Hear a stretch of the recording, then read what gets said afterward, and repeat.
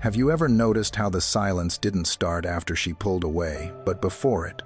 Quietly, almost invisibly. You've probably been replaying every moment in your head, questioning what you said, what you missed, or why the shift seemed to come out of nowhere. But here's the truth most men are never told. She didn't pull away randomly. Fear was already there. Fear of closeness, fear of your calm, fear of what your steady presence asked her to face within herself. This isn't about blame or regret. It's about understanding the unseen emotional tension that builds long before distance appears. And when you stop chasing reassurance and start observing clearly, you step into a deeper kind of power, one rooted in composure, self-respect, and control. Let's break this down together. If this speaks to where you are right now, make sure to like the video, subscribe to the channel, and let's continue this journey. Number 1. Fear doesn't start loud. When she pulled away, it felt sudden, like something snapped without warning. One day, the connection felt warm and familiar, and the next, distant and unsure. But fear almost never announces itself with a dramatic exit. It works quietly, patiently, beneath the surface. Long before she stepped back, fear was already shaping how she responded, how close she allowed things to get, and how safe intimacy felt to her. Fear shows up in subtle ways. It hides inside hesitation, in jokes that deflect seriousness, in moments where she changes the subject just as things deepen. Sometimes it appears as irritation over small things, or a sudden need for space right when emotional closeness increases. These aren't random mood swings. They're early warning signs of an inner conflict, one part of her wanting connection, the other wanting protection. If you replay the timeline honestly, you'll likely notice it. The way she grew quieter after meaningful moments. The way vulnerability made her uneasy instead of calm. The way things felt good, yet slightly unstable at the same time. That instability wasn't caused by you pushing too hard. It came from fear being activated by the very thing that should feel safe: closeness. The Stoics paid close attention to this process. They believed emotions don't overpower us all at once. They gain influence when we fail to notice them early. Marcus Aurelius reminded himself that inner disturbances begin as small impressions, thoughts we accept without questioning, until they quietly guide our actions. By the time behavior changes, the emotion has already won several private battles. She didn't make a sudden decision. She followed a fear she had been rehearsing internally for a long time. What's important here is this: her fear wasn't created by one conversation, one mistake, or one missed moment. It was triggered by what connection required of her. Real intimacy asks for emotional exposure, consistency, and the willingness to risk being hurt. For someone who hasn't made peace with that vulnerability, fear feels like self-preservation. Pulling away feels safer than staying present. That's why she didn't explain it clearly. Fear doesn't like to be named. It prefers silence, ambiguity, and distance.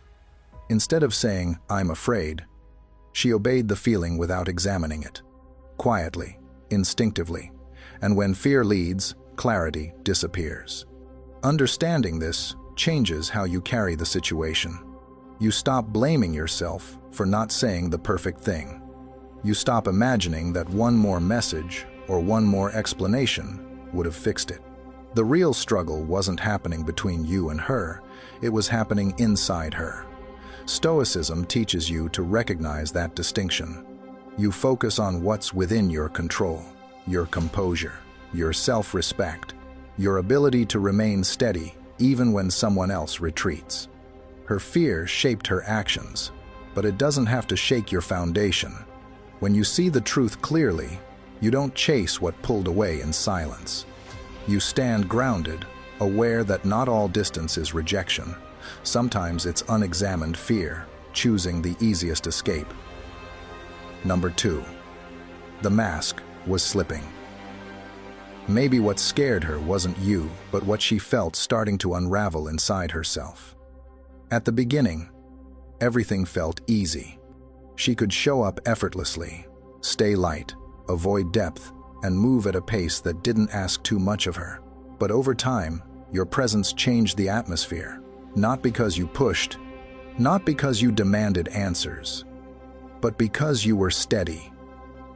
And steadiness has a way of quietly raising the bar without ever saying a word. You might have noticed it in small moments. The way she shifted the subject when conversations turned honest. How she grew distant after moments of emotional closeness. How she seemed most comfortable when things stayed undefined. That's not coincidence. That's someone sensing that the version of themselves they've been presenting can't hold up much longer. The mask starts to slip when consistency enters the room. This is where understanding fear matters. Fear doesn't always look like panic. Sometimes it looks like hesitation. Like pulling back just when things feel real. Like telling herself she needs space when what she really needs is clarity she hasn't built yet. When she realized that being around you required more honesty, more emotional maturity, more alignment than she was prepared to give, her nervous system chose retreat over growth. The Stoics spoke directly to this inner conflict. Epictetus taught that most suffering comes from living out of alignment with who we truly are.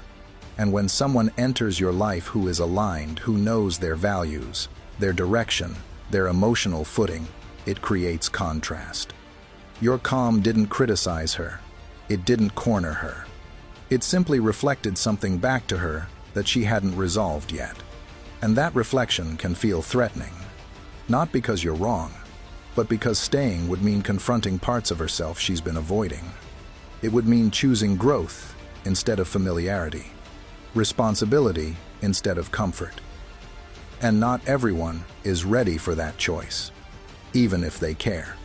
So when you look back and wonder why she pulled away, understand this. It wasn't random. It wasn't sudden. Fear was already there, waiting for a moment, when pretending stopped working. You didn't cause it. You revealed it. And that's an important distinction. If you're watching this and questioning whether you should have been less serious, less grounded, less yourself, don't. The Stoics never advised shrinking to keep others comfortable. They taught self-respect, clarity, and inner order. And sometimes, living that way doesn't push people away. It simply shows them where they're not ready to stand yet. Before we continue, take a moment to sit with what you just heard. If any part of this reflected your experience, let that recognition land instead of rushing past it. This is where clarity begins. If this resonates, support the channel by liking the video and leave a comment sharing what stood out to you, or simply type "clarity over comfort" in the comments. Let's move forward with that awareness. Number 3. Your stability exposed her chaos. You didn't try to fix her. You didn't rush to rescue the moment or soften every uncomfortable pause. You stayed grounded, steady, and emotionally consistent. And that kind of presence is rare. Rare enough that it can quietly shake someone who's still living in emotional turbulence. What unsettled her wasn't something you said or did, it was how little you needed to react. Your calm wasn't passive. It was structured. And structure, to someone used to disorder, can feel threatening. Here's what that looks like in real life. When tension showed up, you didn't spiral. When uncertainty appeared, you didn't chase clarity at any cost.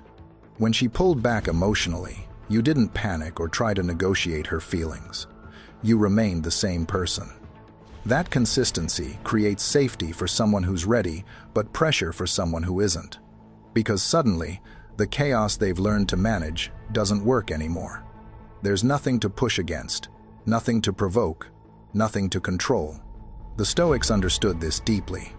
They believed that inner order is more powerful than emotional persuasion. A man who governs himself doesn't need to govern others.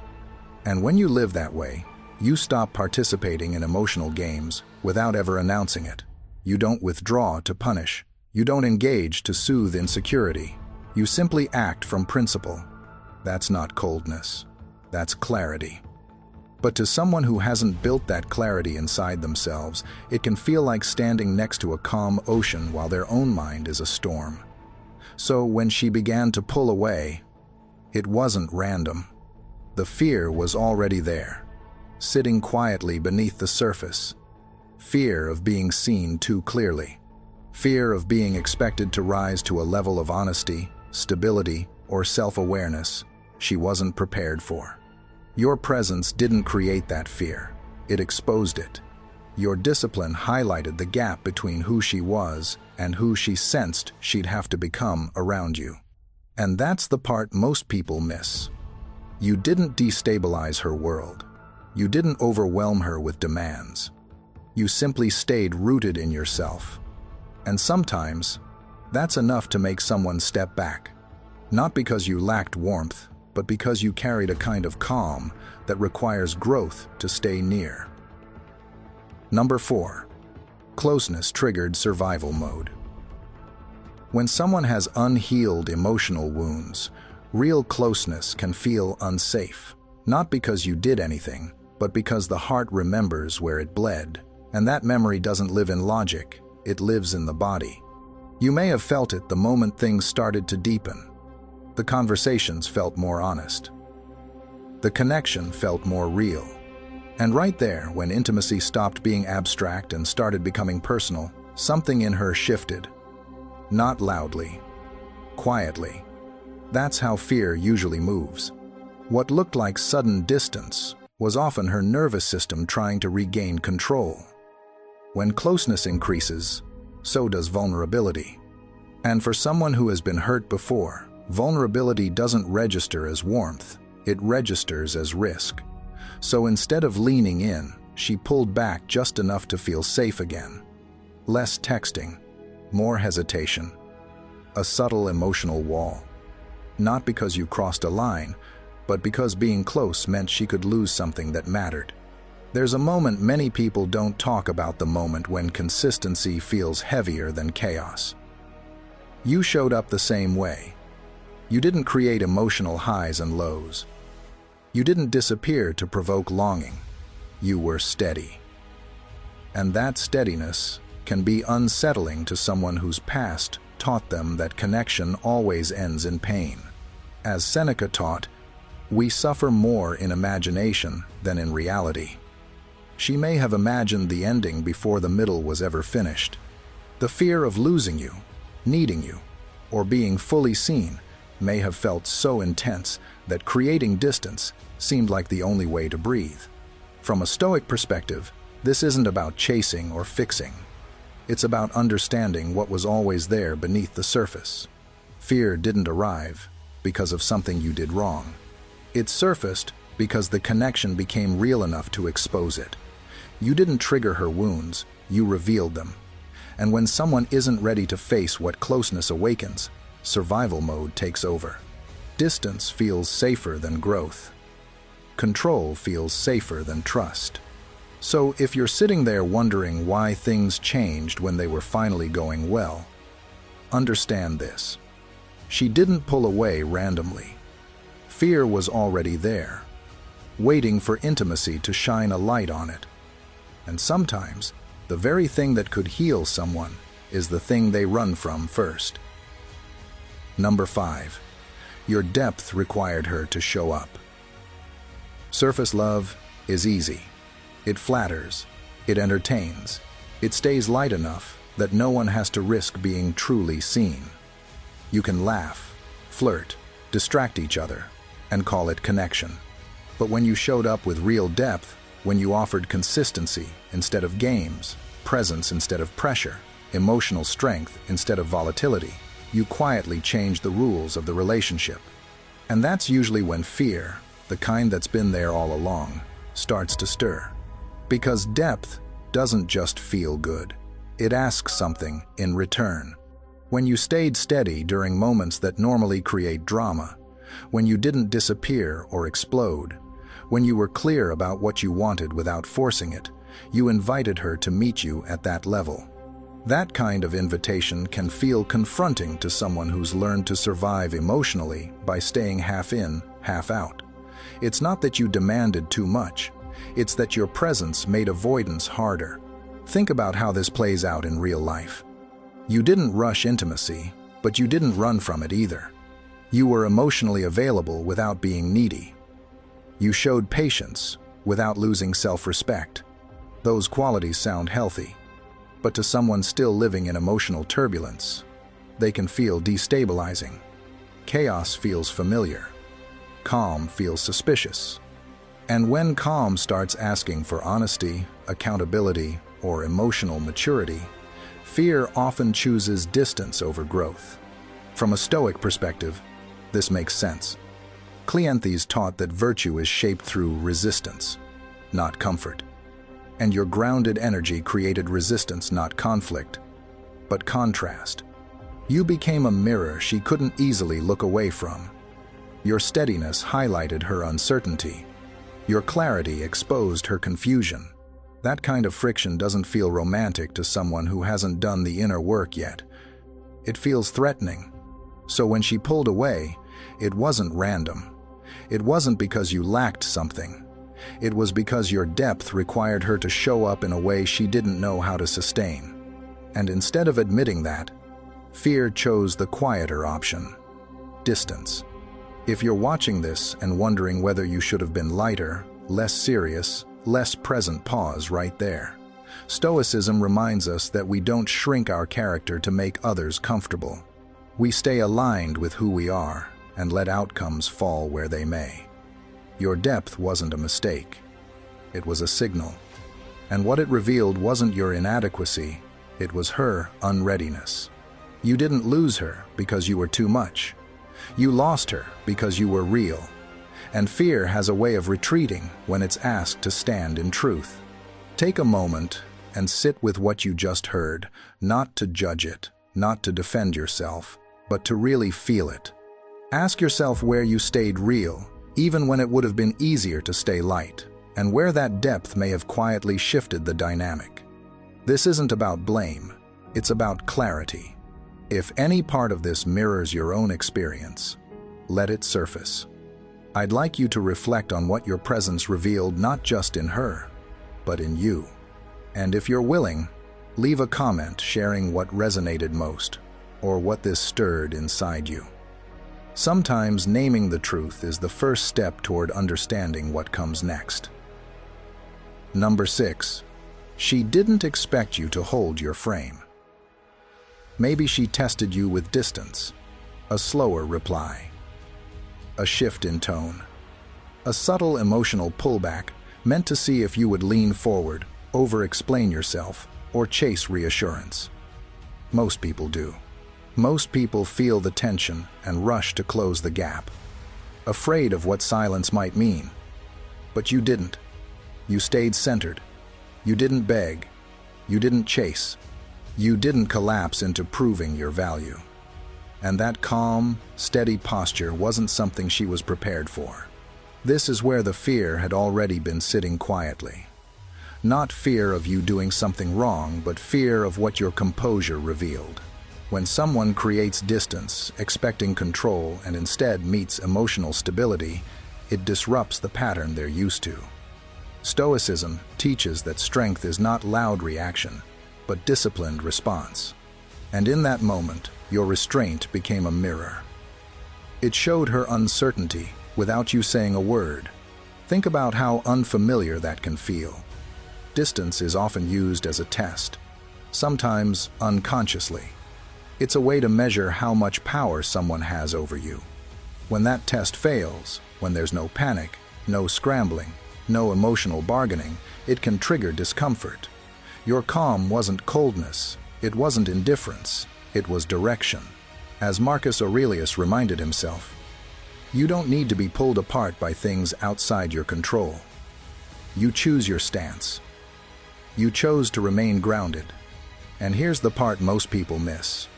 Holding your frame doesn't just unsettle others, it forces them inward.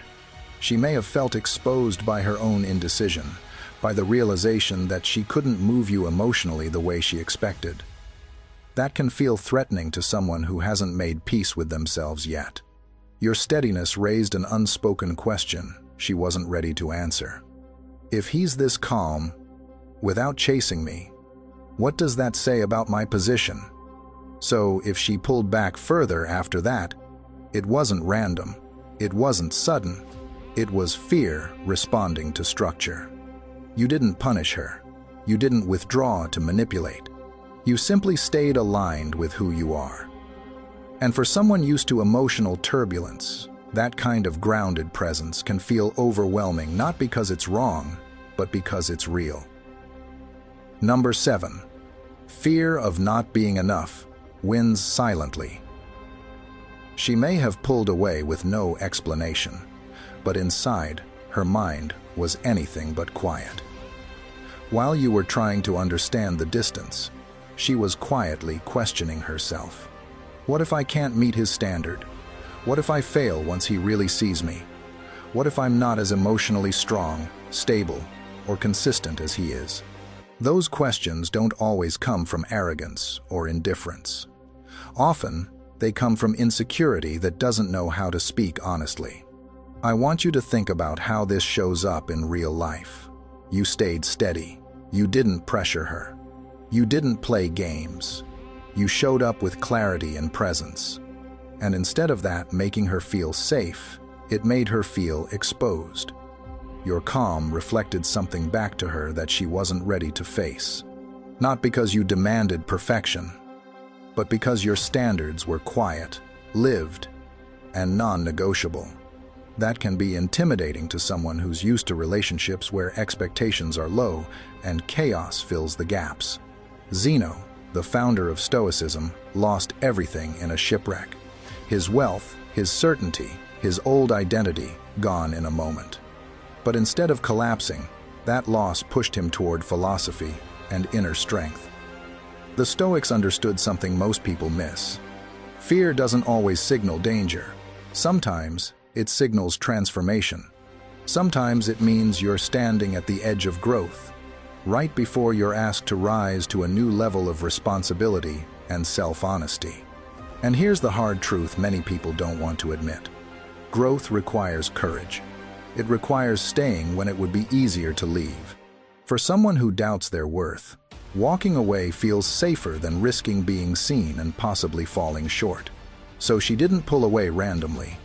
Fear was already there, quietly winning every internal argument, convincing her that retreat was protection. If you've ever wondered why things felt good but still fell apart, this is often why. Not because you weren't enough, but because you were enough to force a mirror she wasn't ready to look into. And from a Stoic perspective, your role was never to shrink so she could feel comfortable. Your role was to stay aligned with who you are. What she chose to do with that reflection was always out of your control. Number 8. She saw your standards as pressure. You didn't demand anything from her, and that's the part most people miss. You weren't issuing ultimatums or asking her to become someone she wasn't overnight. But your presence, disciplined, composed, emotionally grounded, created a kind of quiet tension. Not because you were harsh, but because you were clear. And clarity has weight. When someone hasn't fully confronted their own patterns, being around a person who lives with intention can feel like standing under a spotlight. Nothing is said, yet everything is revealed. Think about how this plays out in everyday moments. You didn't over-explain yourself. You didn't chase reassurance. You didn't blur your boundaries just to keep things smooth. You listened, but you didn't abandon yourself. That kind of behavior forces reflection without a single confrontation. It makes someone notice the gaps between who they are and who they know they could be. And for someone who's been avoiding that inner work, that awareness doesn't feel motivating, it feels uncomfortable. Pressure doesn't always come from expectations placed on you. Sometimes it comes from the expectations you place on yourself when you're finally faced with someone solid. This is why the fear didn't show up loudly. It didn't arrive as an argument or a dramatic exit.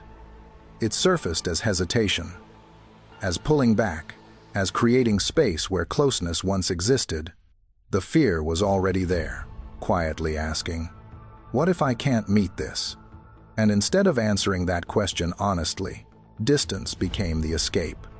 It's easier to step away than to sit with the realization that growth is required.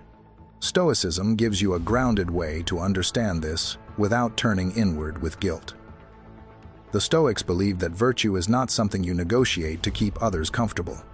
Epictetus spoke often about living in accordance with your nature, not bending yourself to avoid friction. Your standards weren't weapons, they weren't judgments. They were simply the result of self-respect. And self-respect has a way of challenging those who haven't fully built it yet.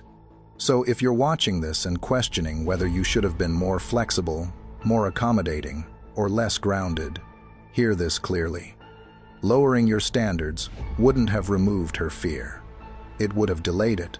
Fear doesn't disappear when you shrink yourself, it just changes form. She didn't pull away randomly. She pulled away because staying would have required her to rise to a level she wasn't ready to sustain. And here's the Stoic anchor in all of this. You don't abandon virtue to keep connection. You don't trade alignment for attachment. As Marcus Aurelius reminded himself, you do what is right and let the outcome follow its own course. If someone steps away when faced with calm strength and clear standards, that distance is not failure. It's information. And the most powerful thing you can do now is remain exactly where you are rooted, composed, and unwilling to apologize for the stability you worked hard to build. Number 9. Her past started echoing again. And this is something most people never talk about. When someone meets steady energy, real consistency, calm presence, emotional reliability, it doesn't just feel good. Sometimes it feels dangerous. Your consistency didn't distract her from her past. It removed the noise that used to keep it quiet. In chaos, old wounds stay buried because there's always something happening. But in calm, there's nowhere for the mind to hide. That's why she didn't pull away randomly. The fear was already there, waiting for stillness to expose it. Think about it from her side for a moment. Every time you showed up the same way, every time you didn't disappear, overreact, or create drama, her nervous system had space to breathe. And in that space, memories returned. Old disappointments. Moments where she felt abandoned, failed, or not enough. Your peace didn't cause those feelings, but it amplified them. Not because you were doing something wrong, but because you weren't doing what chaos usually does: distract. This is where Stoicism quietly explains what happened. Musonius Rufus taught that character is formed through inner confrontation, not comfort. Growth requires facing what we'd rather avoid. And whether you meant to or not, your calm presence invited that confrontation. You weren't pushing her to heal. You weren't demanding answers. You were simply stable. And for someone who learned to survive by adapting, pleasing, or escaping, stability can feel like pressure. Maybe you noticed it in small ways. She started getting distant after moments of closeness. She became quieter when things felt safe. Or she pulled back right when it looked like something real was forming. That wasn't confusion. That was fear responding to reflection. Your consistency was a mirror, and in that mirror she saw parts of herself she wasn't ready to sit with yet. So, if you're watching this, wondering what you did wrong, hear this clearly. You didn't trigger her past. You didn't reopen wounds. You simply stopped masking them with chaos. And when fear meets clarity, fear often chooses distance. That's not a failure on your part. That's the cost of being grounded in a world that survives on emotional noise. Stoicism never teaches us to chase people who retreat from their own reflection. It teaches us to stay aligned with who we are, even when others step away. Your peace didn't push her away randomly. It revealed something she hadn't finished facing. And sometimes, the strongest thing you can do is remain calm while someone else decides whether they're ready to grow. Before we continue, take a moment to pause with what you just heard. Let it settle instead of rushing to the next explanation or outcome. Ask yourself where in your own life your calm has been misunderstood, or where staying grounded cost you someone who wasn't ready to face themselves. This part of the journey isn't about answers, it's about awareness. If this resonated, I'd really like to hear your thoughts. Leave a comment sharing what stood out to you, or simply type, "My calm is not the problem," to anchor this truth for yourself. And if this perspective is helping you see things more clearly, take a second to like the video so it reaches others who need this reminder too. Number 10. Silence became her shield. You noticed her getting quiet, not cold, just distant. And at first, you blamed yourself. Was it something you said, something you missed? But the more you played back every interaction, the more you realized it wasn't about a mistake you made. That silence? It wasn't calm. It wasn't contemplation. It was protection, her way of escaping a depth she wasn't ready to swim in. You didn't bring chaos into her life, you brought clarity. And clarity has a strange way of making people uncomfortable, especially when they're used to noise, drama, or distraction. Your consistency gave her fewer places to hide emotionally. And that's when silence showed up. Not as peace, but as armor. She couldn't express the fear directly, so she withdrew behind the only thing she could control: distance. Seneca, one of the great Stoic minds, once wrote long, thoughtful letters to Lucilius, a man who, we're told, didn't always write back. But Seneca didn't stop writing because of the silence. He kept speaking truth, not to get a response, but to stay centered in virtue. He knew that wisdom doesn't need applause. In contrast, her silence wasn't rooted in virtue. It was reactive, a way to avoid the pressure of being seen without masks. This kind of silence often gets misread. You might have thought it meant she was thinking, growing, or respecting your space. But often, it's not that deep. Sometimes, it's fear of vulnerability, of not being enough, of losing control. Stoicism teaches us not to chase noise or fear the quiet, but to understand the why behind both.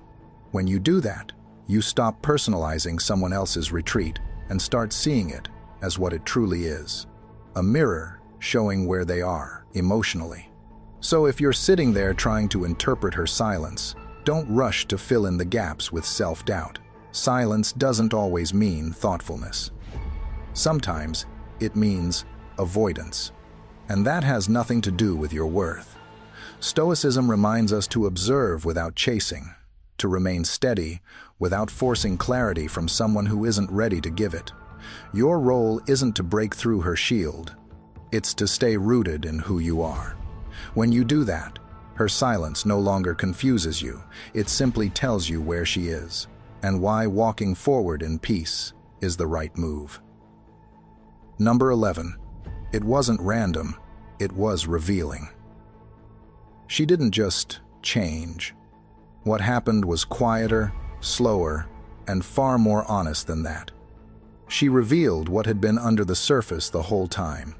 If you look back carefully, the signs were there long before the distance became obvious, the pauses before answering serious questions, the way she kept things light when moments called for depth, the subtle discomfort whenever the connection felt real instead of exciting.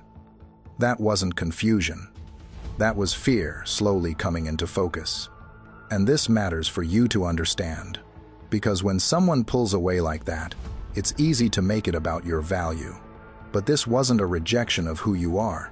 It was a reflection of where she was. Think about how this plays out in real life.